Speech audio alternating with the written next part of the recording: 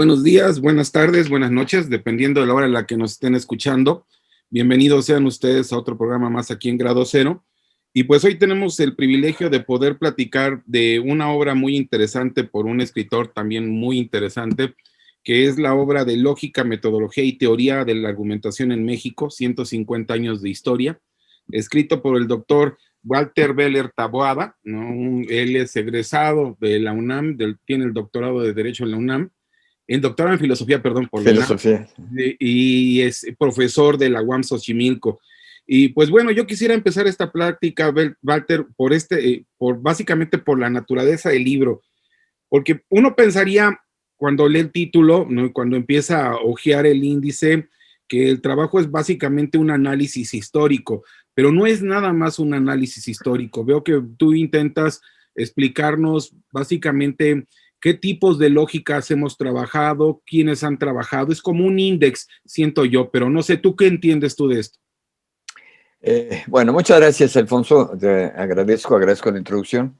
Y comento que pues estoy ligado a la Facultad de Derecho por muchas razones. Yo estudié 3 años de la carrera de licenciado en Derecho en la Escuela Libre de Derecho. Y luego dejé la libre por razones diversas y fui a dar a la Facultad de Derecho, ¿no? Ahí estuve un semestre, pero combinaba con mis clases en la Facultad de Filosofía, que era de oyente, y después, bueno, pues ya me incliné por filosofía y me seguí por filosofía, ¿no? Pero de manera que, pues tengo algún conjunto de simpatías por el derecho. Ahora, volviendo al libro. Efectivamente, yo creo que tú apuntas bien el asunto. No se trata solamente de hacer una historia, sino tratar de explicar o exponer a un público amplio qué se entiende o qué se ha entendido en México por lógica, por metodología y por teoría de la argumentación. Y los enfoques son diversos.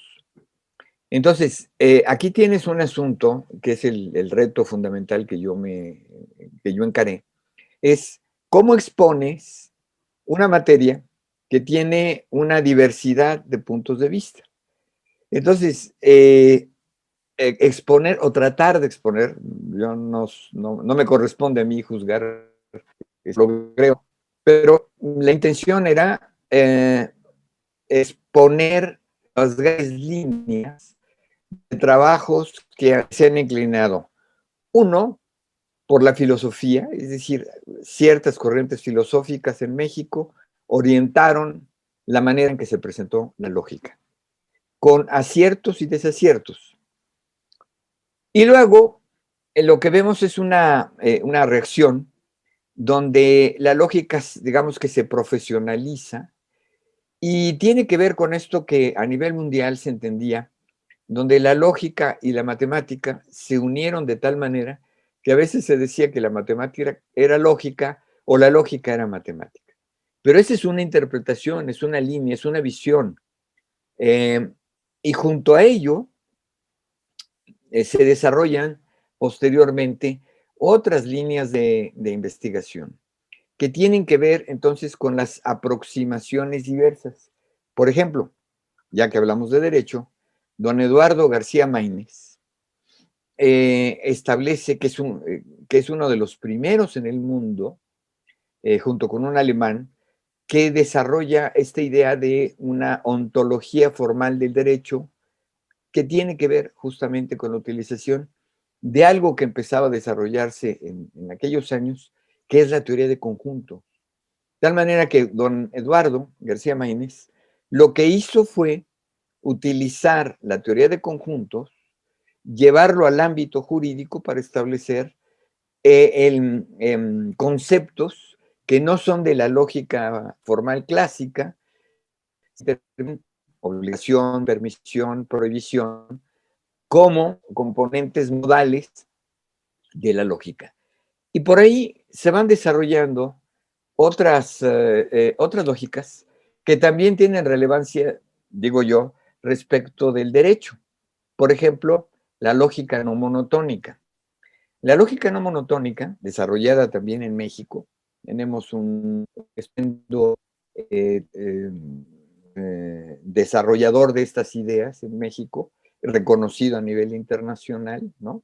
El doctor Morado, que tiene esta perspectiva según la cual yo entiendo que es un tipo de razonamiento con el que hace un ministerio público, un juez, donde pues partes de un conjunto de premisas, sí, pero evidencias supervinientes, dirían ustedes, ¿no?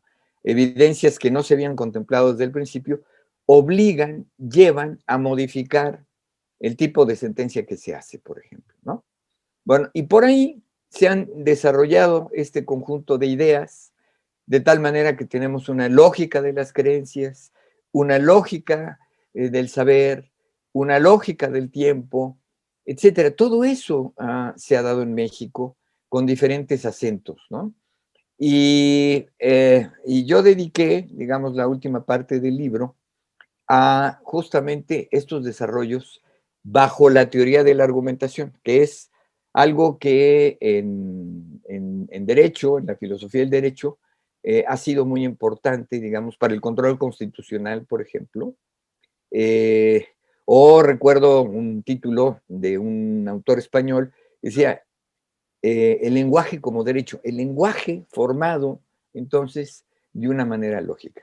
Hoy, cuando nos preguntamos qué es la lógica, pues hay que decir, depende cuál.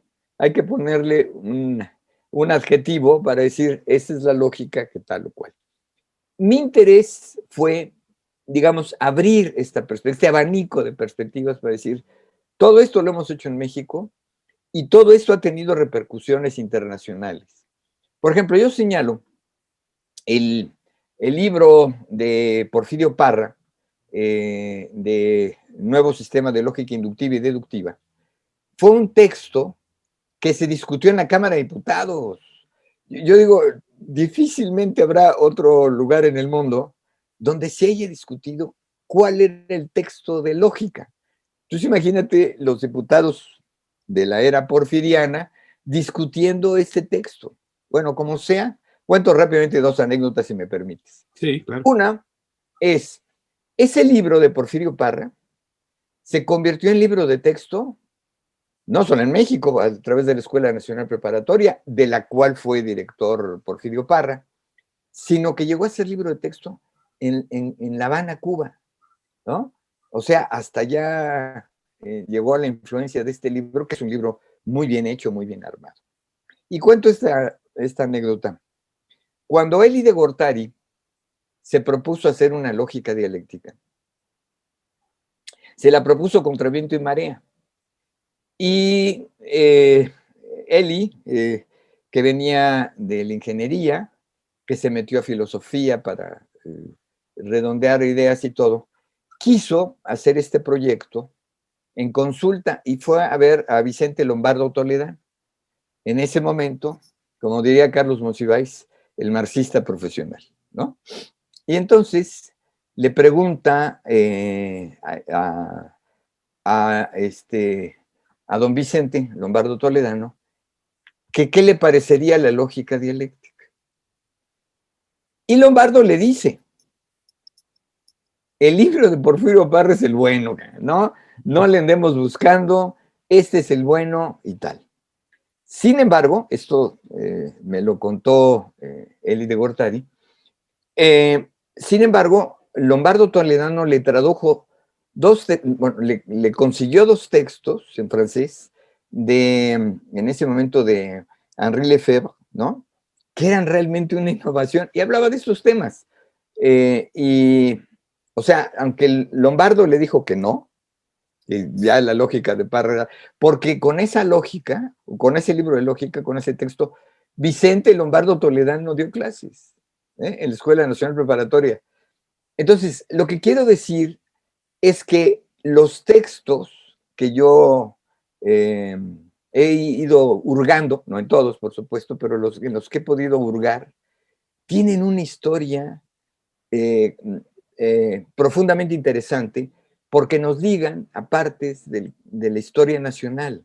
No son independientes de la historia del país, sino que están entreverados, están eh, y mezclados unos con los otros.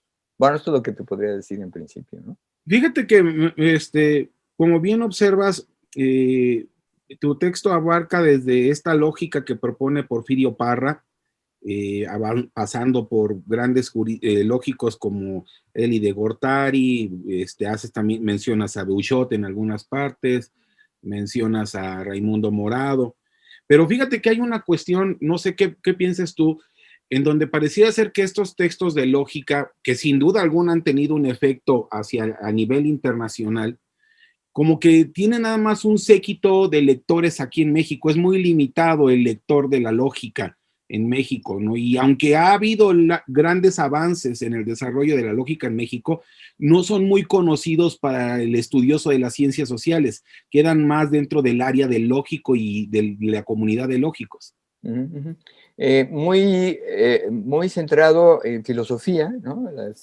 O quienes tienen intereses en filosofía, ¿no? Por ejemplo, el seminario de filosofía del derecho, pues por supuesto que puede interesarse por estos temas. Pero es cierto, estos textos se han sustraído. ¿Qué fue lo que pasó? Bueno, durante una época en México, después del experimento realizado de la Escuela Nacional Preparatoria, donde la lógica era un eje vertebral, y no solo porque por una suerte de convicción, sino porque era la manera de organizar el sistema de conocimientos que tenía Augusto Comte. Hay que recordar que el fundador de la Escuela Nacional Preparatoria, por instrucciones del presidente Benito Juárez, fue Gavino Barreda. Y Gavino Barreda había pasado unos semestres estudiando directamente con Augusto Comte. Bueno, a todos nos han enseñado, o bueno, quienes nos han enseñado esas cosas, nos han enseñado que Comte veía la física como la parte primera, luego la química, luego la biología, luego la sociología, ¿no? O física social, que también le llamó. Pero hay otros textos donde Comte decía que el punto de partida era la lógica. A ver, ¿por qué? Si tú ves el libro de Porfirio Parra, es esta idea, que en la base del conocimiento está la lógica. Ahora, ¿esa lógica qué quiere decir? Pues es la teoría del conocimiento. Entonces, esa es la base. Y con esa idea, en el periodo post-revolucionario, ¿no? O la época de la consolidación de las instituciones, la UNAM fue diseñando cursos para la Escuela Nacional Preparatoria donde la lógica era una materia obligatoria. Esa materia obligatoria estaba desarrollada con base en manuales. Y uno de los manuales que se utilizó por varios años fue el del doctor Francisco Larroyo, filósofo, ¿no? Entonces, aquí sí cuenta, como bien dices, sí cuenta el origen de quien se mete a estas cuestiones. Durante mucho tiempo, el libro del Arroyo fue el único, ¿no? O sea, no solamente en la Escuela Nacional Preparatoria, sino a nivel nacional. Hubo otros libros que compitieron más, pero este era el libro sancionado para tal. Y era un libro, fíjate, que intentaba vincular la lógica con las ciencias. Por eso el libro se llama La lógica de las ciencias, ¿no? Entonces, lo que tú ves es, hay un interés más amplio que simplemente dar, por decir algo, silogismo, ¿no? Que es algo que uno aprende en la escuela preparatoria. No, lo que trataba era de una formación integral. ¿Qué es lo que ha pasado en los últimos años, en las últimas décadas? Primero que hay un desdén por la filosofía, ¿no? Parece que la filosofía, este mundo pragmático, en este mundo de la posverdad, pues la filosofía viene a ser una especie de lugar de opiniones. Entonces, la formación científica, la formación humanística, se ha desdeñado la filosofía. Y al desdeñarse la filosofía, se desdeña la lógica. Fíjate, cuando se intentó hacer una un cambio educativo durante el gobierno del presidente Calderón. Se intentó hacer un cambio y se eliminaron las materias filosóficas, porque ahora sí que la lógica, ¿para qué? ¿No? De relleno. ¿Cómo? Exactamente, como de relleno, ¿no? Y hay esta tendencia, que no es solo en México, debo decirlo, sino a nivel internacional. De tal manera que la lógica parece refugiarse en dos áreas, en filosofía o en lo que tiene que ver con informática. Eso sí, un informático que no sepa lógica, así nomás no jala, ¿no? Ahora, sin embargo, vuelvo a insistir, si tú ves los trabajos del juez Ferraioli, ¿no? Por ejemplo, el libro que se llama Principia Iuris, ¿no? Todo lo que tú ves es un conjunto de fórmulas matemáticas, lógico-matemáticas. Entonces, sí hay intereses, pero otra vez intereses de ya altamente especializados que tienen que ver con la lógica. ¿Y por qué? Uno pues, se podría preguntar, ¿por qué? Bueno, me parece que en todo diálogo mínimamente racional, tiene que haber alguna lógica. Cuando digo alguna lógica, no quiero decir la lógica formal, que se enseña, que se sigue todavía a veces mal enseñando en la preparatoria y a veces en algunas facultades, sino tiene que ver con este intercambio necesariamente social, comunicativo, ¿no? Que incluye una argumentación. Entonces, el trabajo de llevar la lógica a la argumentación es algo de la cual no se puede desprender, y el interés, sea cual sea cualquier facultad, va a pasar necesariamente por esto. El problema, Alfonso, es que lo que encontramos es una debilidad en la manera en que se presentan estas cuestiones. Uno, o pasa a ser muy dogmático, ¿no? Entonces, pues es entrañablemente aburrido, ¿no? Es como, pues, si yo ya sé gramática porque me expreso adecuadamente, ¿no? Entonces, ¿para qué diablos necesito entender las reglas de la gramática, ¿no? Esto es lo que pasa frecuentemente. La gente puede razonar muy bien, razona razonablemente bien, vamos a decirlo así, pero a la hora de tratar de entender qué dice por lógica, empiezan a decir cosas muy extravagantes. Recuerdo esta cuestión también que me parece importante para el derecho como razonabilidad. Este concepto de razonabilidad me parece muy importante, muy significativo, y creo que digamos, el futuro de los estudios en la sociedad, en la cultura nacional, van a girar sobre estas cuestiones de la razonabilidad, a pesar de que vivimos un mundo bastante irracional. El libro que tú realizas está dividido en 4 capítulos. Uno, donde tú abordas las principales orientaciones filosóficas, ¿no?, que se han ido abordando en México. Luego haces una explicación bastante amplia sobre la lógica matemática, cómo llega a México, cómo empieza a operar aquí. Después nos haces todo un muestrario de las distintas lógicas que han existido en nuestro país, lógica marxista, lógica jurídica, ¿no?, para cerrar con esta teoría de la argumentación. Ahora, yo quisiera mucho retomar esto que acabas de hablar, ¿no?, porque parece que me vas leyendo la mente sobre las cosas que quiero ir acotando. Sobre este trabajo, y yo me imagino que te refieres a este trabajo de don Luis Recasens Siches, ¿no?, de la lógica de lo razonable, ¿no?, en donde pues dice, bueno, a lo mejor no utilizamos la lógica per se, pero sí podríamos empezar a trabajar con términos de razonabilidad, ¿no?, empezar a buscar definiciones jurídicas que pudieran ser. Y este nexo que tú hablas de Recasens Siches sobre lo razonable, me lleva a una parte que creo que, bueno, a título muy personal, creo que me faltó en ese libro esa lectura, que era, porque saltas de la lógica a la argumentación, pero no pasas por la interpretación. O sea, directamente te das allá, y aquí hubo un inter, ¿no?, por lo menos entre los juristas, que fue primero pasar por la interpretación y ahora sí nos vamos a la argumentación. No a lo mejor en los demás países, pero aquí en México sí fue muy notorio. ¿Cómo entendemos este proceso evolutivo? ¿Cómo lo entiendes tú, Walter? Bueno, yo creo que a nivel, si cuando ocurre a nivel internacional también ocurre en México, cuando ocurre en México también tiene repercusiones internacionales, ¿no? El ejemplo que señalaba de García Máinez, ¿no?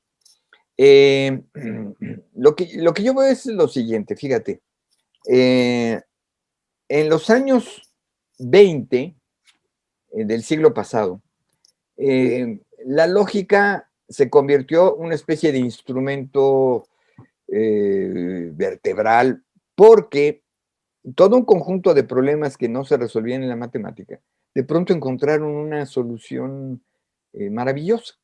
Bueno, sin embargo, en el caso de las ciencias sociales, de las humanidades, se empezó a ver que esa lógica era demasiado rígida. O, de otra manera, que la lógica matemática es buena para la matemática, pero no para otras expresiones de la vida. Y entonces se mueven hacia la retórica. Este movimiento hacia la retórica, que se llamó la nueva retórica, ¿no? Justamente, va por el camino de lo que está señalando, por un lado, de la interpretación, pero una interpretación en términos de razonabilidad, no es lo mismo. Previamente a ello, otra reacción contra la lógica matemática fue la de Edmundo Husserl. Esto no lo desarrollo en el libro. Husserl lo que va a decir es, finalmente, lo que cuenta no son, válgase así, los enunciados formales, sino cómo los entendemos. Y para entendernos requerimos de una hermenéutica, ¿no? Entonces, viene este asunto que se remonta a una historia anterior de la oposición que hace Dilthey entre ciencias de la naturaleza y ciencias del espíritu, ¿no? Entonces, Dilthey lo que dice es, cada una procede con lógicas distintas. Pero fíjate, hay algo que se escapa mucho, y por eso hay que alguna formación filosófica hay que tener para estas cosas, es que eres solo neocantiano, esa es la esencia kantiana. De tal manera que la hermenéutica surge bajo la perspectiva neocantiana. No olvides que Kelsen es la expresión del neocantismo. Kelsen avanza en categorías que vienen justamente de este terreno. Pero todavía más quisieron buscarle otros elementos de carácter interpretativo. Entonces, no hay una secuencia, digamos que digas, primero interpretación y luego ya una argumentación, sino que están imbricadas. Hoy se dice eso. Por supuesto, en los años 30, 40, pues estaban como separados, ¿no? La hermenéutica por un lado y la argumentación por otro. Hoy, por ejemplo, tenemos un estupendo representante a nivel internacional, que es Mauricio Bechot, que por cierto fue mi director de tesis de doctorado, ¿no? Qué afortunado. Qué afortunado. Sí, sí, no, nos conocemos así. Además bautizó a mi hijo, ¿no? No, ya. No, en fin. Mauricio, entonces, tiene esta perspectiva. Él viene de la lógica y se mueve hacia la hermenéutica, lo que él llama hermenéutica analógica, que es una de las cosas, uno de los temas, una de las disciplinas con mayor refuego, porque justamente se aleja un poco de esta lógica formal, ¿no? Y va hacia el camino de la interpretación. Pero fíjate otra vez, la hermenéutica analógica es una hermenéutica de tres términos, ¿no? De tres elementos, ¿no? Y esos tres elementos son justamente los de la lógica aristotélica, ¿no? Dos cosas iguales a una tercera son iguales entre sí, análogas, ¿no? Entonces, muy interesante estas cuestiones, porque hay una hermenéutica en Europa, especialmente en España, ¿no? Que tiene que ver con lo jurídico y tiene básicamente que ver con una manera de decir los textos jurídicos, si no son interpretados, no dicen nada, ¿no? Ahora, ¿quién interpreta? Ya sabemos que por arquitectura constitucional es la Suprema Corte quien interpreta, ¿no? Y tengo entendido, si no estoy mal, que algunos ministros se han interesado en la lógica matemática. Porque es decir, sí puedes complementar. Lo que pasa es que los matemáticos se han encerrado en sí mismos y los de ciencias sociales, incluidos los de derecho, se encierran en sí mismos y luego no hay diálogo, ¿no? Lo que necesitamos es que abrir estos espacios de diálogo, por ejemplo, que tú generosamente abres para mí, para decir, oigan, hey, nosotros también podemos dialogar y en el diálogo podemos construir cosas en común, ¿no? Fíjate, cuando empezó el asunto de los juicios orales, hubo muchas resistencias, tú recordarás, ¿no? Sí. Bueno, la Facultad de Derecho abrió un espacio para hablar sobre los juicios orales. Ahí en un área donde estaba antes la Facultad de Ciencias Políticas y Sociales, ¿no? La Ahí había escuelita, le un llaman la salón, escuelita. ¿no? Inauguraron ese salón para los juicios orales y luego dejaron que se empolvara. Tu servidor le tocó el mérito de reabrirlo para empezar un curso de estas cuestiones, para hablar de la argumentación, la hermenéutica, etcétera, ¿no? Muy poco socorrido, porque tuve muy pocos alumnos y luego ya no me volvieron a contratar y demás, pero bueno, ahí está ese asunto de que ese espacio, que en ese momento, muy al principio, quedó olvidado, hoy tiene una dinámica propia. Y hoy la formación, entiendo yo, la formación de un abogado sin estos elementos, pues siempre va a quedar coja, porque a la hora de enfrentarte a un juicio de cualquier naturaleza, pues vas a tener que argumentar, vas a tener que presentar pruebas. Y eso no es como antes en un escrito, sino de manera oral, lo que implica que hay un otro que te está escuchando y ese otro que te está escuchando te puede interpelar. Y en la interpelación es ahí donde empieza el asunto, Claro. porque tú puedes llevar muy bien armado tu argumentación escrita y tal, sí, pero cuando viene la interpelación hay que redoblar la argumentación. Y yo creo que ahí es algo que vamos a necesitar en esto que algunos llamaron la deontología o la lógica deontológica, ¿no? Lógica deontológica, hermenéutica, ¿no? Y una base de lógica matemática. Fíjate que una de las cosas que tal vez yo creo le podría costar trabajo a los jóvenes es que reduces estos 150 años en 150 páginas, ¿no? Casi 150 páginas, curiosamente. ¿No has pensado hacerlo, este libro más extenso? Es decir, porque los que trabajamos lógica, sí lo entendemos, ¿no? Yo creo que tu libro requiere prerequisitos para entrarle, no es nada más así, hoy quiero aprender y me meto a leer como el borras y simplemente no le entiendo nada, ¿no? Sí. Es decir, ¿no has pensado hacerlo más extenso? Sí, me llevó muchos años, ¿eh? ¿No crees No, que... yo sé, esto no sale de un suspiro, No. pero digo, sí en el sentido de que muchas de estas explicaciones para el que no conoce lógica, que quiere entrarle a la lógica, ¿no? Y que quisiera tomar tu libro para entenderle, pues no, simplemente ahí va a tener una pared, porque no es tan fácil de leerse, ¿no? Sí. Sí, incluso en una presentación previa que hicimos para GEDISA, alguien me propuso eso. Ahora, tiene que ser un trabajo de varias personas, ¿eh? Claro. Yo me lancé solito y eso, el trabajo en solitario no te da muchos frutos, ¿no? Y menos en la Entonces, lógica. y menos en la lógica. Entonces, a través de la Academia Mexicana de Lógica, ¿no? De la cual soy secretario, ¿no? Vamos a hacer un trabajo justamente de esta naturaleza. Por ejemplo, la Academia Mexicana tiene un taller de didáctica de la lógica desde hace años. Y yo lo que he propuesto es que lo ampliemos, justamente que invitemos a los abogados, ¿no?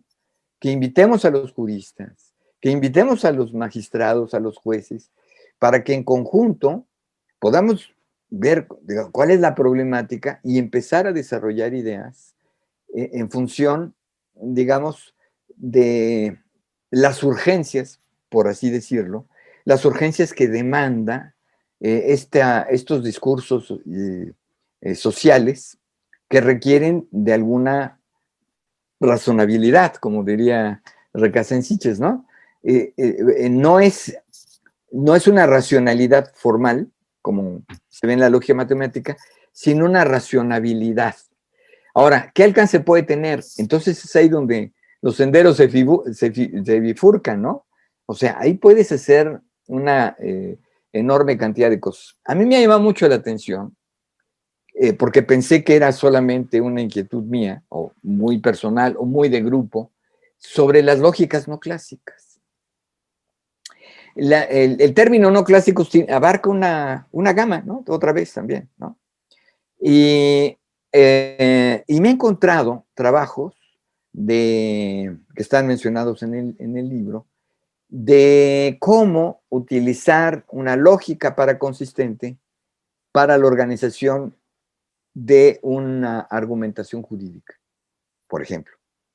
Entonces, como tú dices, para llegar a la lógica paraconsistente, una lógica que admite contradicciones, una lógica que habla de antinomias normativas, porque hay una idea, algo así, como que el derecho, la ley, ¿no? Está perfectamente estructurada y entonces no tiene inconsistencias. Bueno, pues si no hay inconsistencias, ¿por qué hay interpretación?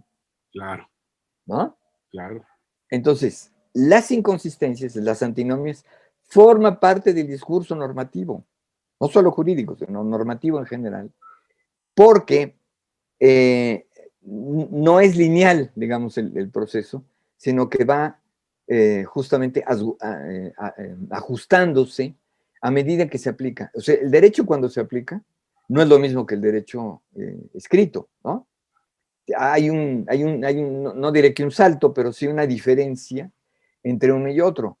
Y esos asuntos entran en un terreno que no es estrictamente formalizable. Por eso la lógica matemática no puede ser el instrumento para todo. Ese salto, y es algo que en lo que yo vengo trabajando después de haber escrito este libro, tiene que ver con otra cuestión que se llama abducción.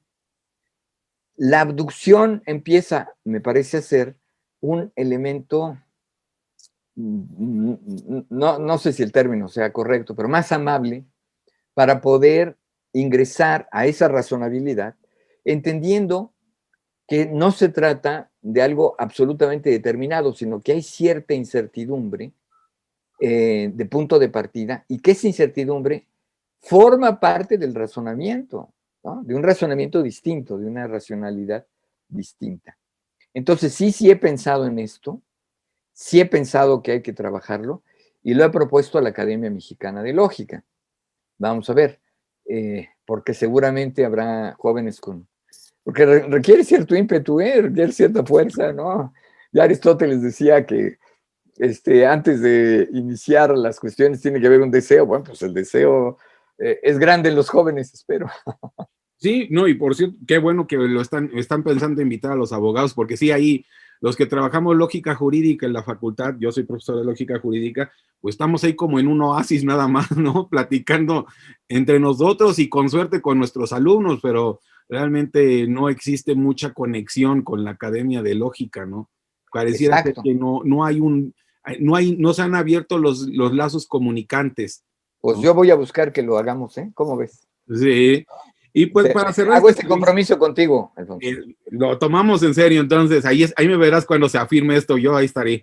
Eso, muy bien. Oye, Gracias, y Alfonso. para cerrar esta entrevista, porque me imagino tienes otras responsabilidades, ¿qué viene en tu trabajo? ¿Qué es, después de esta obra que yo creo que es muy interesante, a mí me gustó mucho en términos de aclararme muchos vacíos relacionales en la lógica en México? ¿Qué es lo que viene tu trabajo? Bueno, estoy preparando un trabajo más o menos extenso, retomando trabajos previos míos sobre la estructura, las estructuraciones en el psicoanálisis. Hay un autor muy conocido, muy citado, pero poco leído, que se llama Jacques Lacan. Y Lacan escribe prácticamente desde el principio de su obra en términos de lenguajes formales, utiliza topología, utiliza lógica, teoría de conjuntos, etcétera, ¿no? Y quien le ayudó a trabajar todas esas cuestiones es un grupo de matemáticos, ¿no? Que están bien identificados, quiénes eran y demás.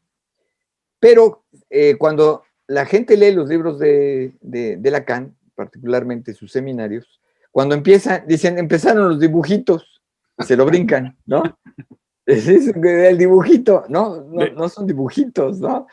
Tiene un sentido esos diagramas, ¿no? Y entonces la formación de los psicoanalistas pasa como muy de soslayo sobre estas cuestiones. Ahora, hay una interpretación de fondo en Lacan, donde lo inconsciente, esa célebre frase que dice el inconsciente está estructurado como un lenguaje, sí, pero ese lenguaje tiene una sintaxis. Y esa sintaxis es una sintaxis combinatoria, ¿no? Sí. Está en el terreno de la lógica combinatoria. Ahora imagínate si con trabajos en las escuelas se da silogística, ahora imagínate hablar de lógica combinatoria. Entonces, mi labor, espero que eso redunde en algo, será traducir esto en términos lo más llano posibles para la formación de los psicoanalistas. Pero tengo otra tarea más, que es reclutar a los abogados para que vengan a trabajar con los lógicos. Sí, porque fíjate, si hay, yo hoy veo que hay varias ramas dentro del derecho que ya están demandando más el uso de la lógica. De hecho, en la Facultad de Derecho se impuso dar lógica jurídica como materia obligatoria, pero después ya le dieron vuelta y la mandaron a optativa, ¿no? Es decir, no le vieron la utilidad. Inclusive yo les decía a mis alumnos, les daban lógica para abogados, ¿no? Una lógica general aplicada a condiciones jurídicas, pero no propiamente la lógica del sistema jurídico, ¿no? Que es ahí donde estaría la carnita del razonamiento para los abogados y para los lógicos, ¿no? Y francamente no han visto esa cuestión, ¿no? Las autoridades, los académicos todavía no ven la importancia de ese desarrollo. Y esa es la parte triste. Sí, lamentablemente. Por eso es la incitación del libro, ¿no? La incitación es, como dices tú, hay alguna cierta idea previa que uno debe tener para leer ese libro, pues sí, ya desde el título, ¿no? Pero si estás metido en estas cosas, pues ahí tienes muchas materias para decir, oigan, los mexicanos hemos contribuido a esta materia, ¿no? Pues, algo así como, como si fuera mensaje subliminal. Si otros pudieron, ¿usted por qué no? Claro. Pues Walter, ha sido un placer platicar contigo. Igualmente. Estaría atento ahí a lo que salga de la Academia de Lógica. Sí. Ojalá también los alumnos ahí estén atentos a los que salgan ahí de la academia, porque creo que ahí sí hay chavos que están interesados en la lógica jurídica. Sí. ¿No? Y pues ha sido un placer platicar contigo. Igualmente, te agradezco mucho y pues ya nos seguiremos viendo. Bueno, gracias.